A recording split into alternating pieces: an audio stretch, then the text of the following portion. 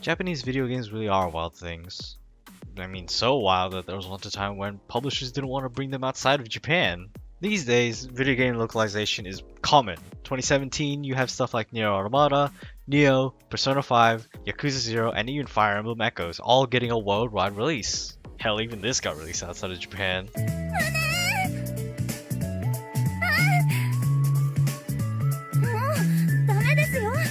Right, let's forget about that and rewind a few years back.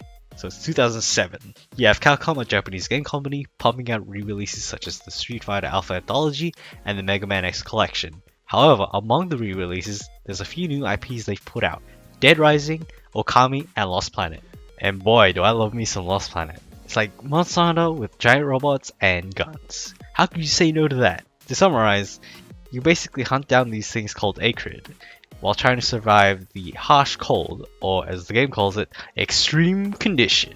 Lost Planet released without a hitch, and it was most certainly a hit, selling over 1 million units worldwide. Most people who played Lost Planet reacted along the lines of, ooh, ah, or you could even say,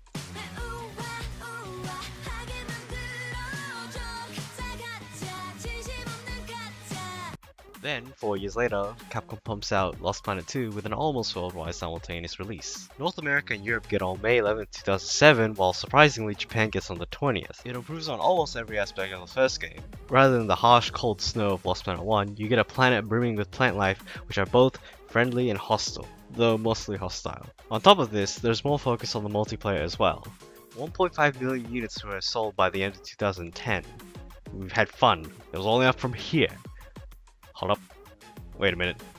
Now, I don't work for Capcom, but I'm pretty sure the meeting went along the lines of this. Cut all funding the Lost Planet team, we're re-releasing Street Fighter 4 for the 4th time. Super Street Fighter 4 Arcade Edition. It was all doom and gloom for the Lost Planet series, however, 2 years later, something unexpected came about.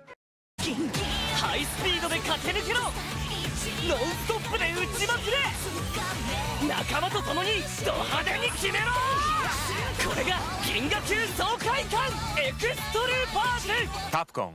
What?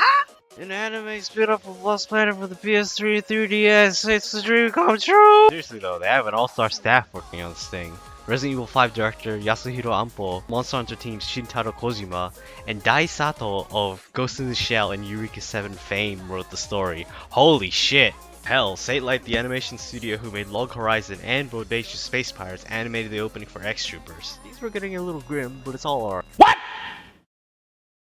What the fuck? Yeah, back then Capcom wasn't so generous. Capcom staff have actually gone on record saying why they chose not to localize X Troopers. Lost Planet executive director Kenji Oguro described Lost Planet 2 as a sort of Monster Hunter with guns, coming in, defeating huge creatures together, and getting away from some of the narrative strengths that were originally part of the franchise. And with this in mind, former Capcom USA Senior Vice President Christian Svensson stated, unfortunately, that didn't quite work out as well as Capcom would have liked. Thus, X Troopers was born and created specifically with the Japanese market in mind.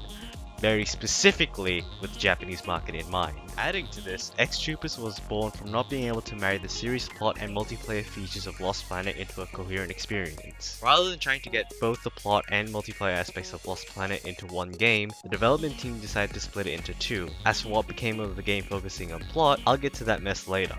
So, X Troopers was tailor-made for Japan right down to the characters and aesthetic. Hell, look at the cutscenes. 操縦経験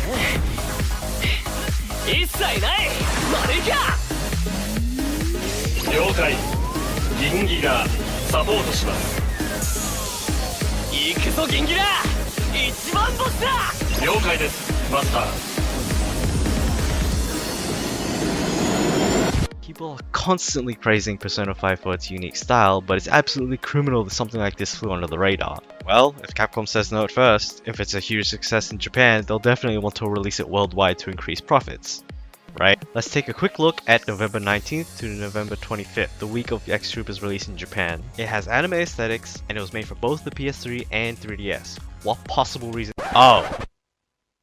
Oh, That's a no-no. Releasing on the same week as Call of Duty is a big no-no there. And we have... Jesus Christ, these numbers are fucking terrible! So, not only did Capcom screw themselves over by making X Troopers a Japan exclusive, but even in its homeland it sold miserably. Now the question becomes why Capcom were so adamant on not releasing X Troopers outside of Japan. I mean, yeah, it kinda did sell like shit, but surely, even if it's made for a Japanese audience, foreigners are able to enjoy it as well. I mean, like Oguru said, X Troopers was made for the Japanese market in mind. What makes X Troopers exclusive to the Japanese market? Well, for starters, look at the aesthetic of X Troopers in comparison to Lost Planet 1, which was released outside of Japan. The same snow environment is used for both games, however both have a completely different feel. X Troopers is brightly colored and full of life, while the complete opposite is true for Lost Planet. Neither is better than the other, but both have a completely different atmosphere. The Lost Planet series established itself as an M-rated series here in Australia, while X Troopers got a rating of 0B in Japan, which is the equivalent of PG in Australia or T for teen in America. Due to this change in style, it's easy to see why Capcom would think that something like X Troopers would be unsuccessful in the West. To drill this point even harder, the West got its own tailor-made Lost Planet game, which was the next main entry into the series.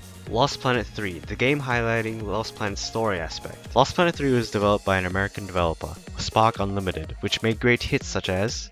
So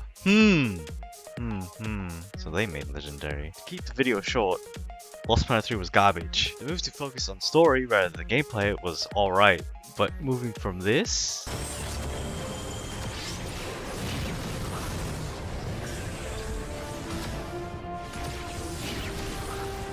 to something like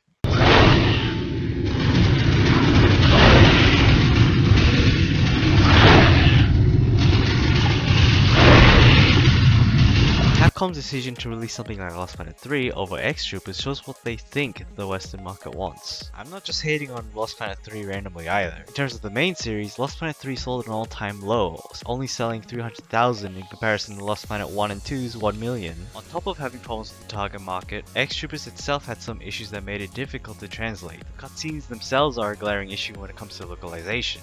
Rather than being simple text boxes, the speech bubbles and text that goes along with them are hard-coded into the actual art. They're actually part of the video itself, so to speak. To remedy this, the cutscenes would have to be remade entirely for the English release. If that wasn't enough, Capcom collaborated with Japanese magazines such as Weekly Famitsu, Dengeki PlayStation, New Type Ace, and Kero Kero Ace to distribute various secret codes to be used in the game. These codes would provide the player with cosmetic and healing items. Sounds all fine and dandy till you realize all the items are collaborations with real-life Japanese companies such as Zoff and Otsuka Pharmaceutical. While these items are not required to complete the game, they do make nice little Easter eggs for players. But these little Easter eggs are licensing hell for publishers.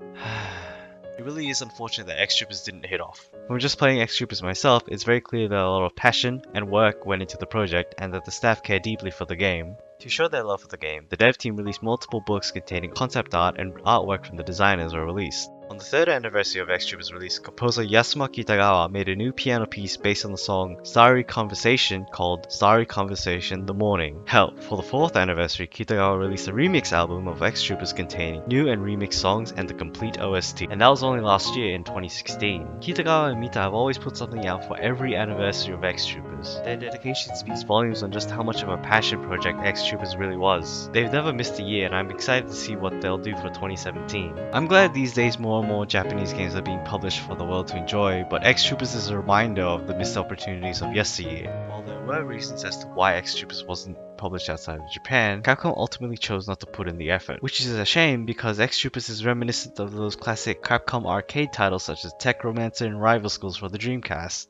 and people have been craving those since forever. This video isn't a review of X Troopers, however, if you still want to know whether or not it's worth it, my answer is yes. A definite yes. Knowing very little Japanese at the time I played X Troopers, I was still able to enjoy it completely. I'm not asking for a sequel or a remake, but I would like to see another passion project like this from Capcom again someday. While companies like Square Enix take the risk of reviving a niche franchise such as Nier, maybe Capcom will follow suit after seeing the success of Nier Automata. Until then, 銀ギラ一番星を俺は目指す!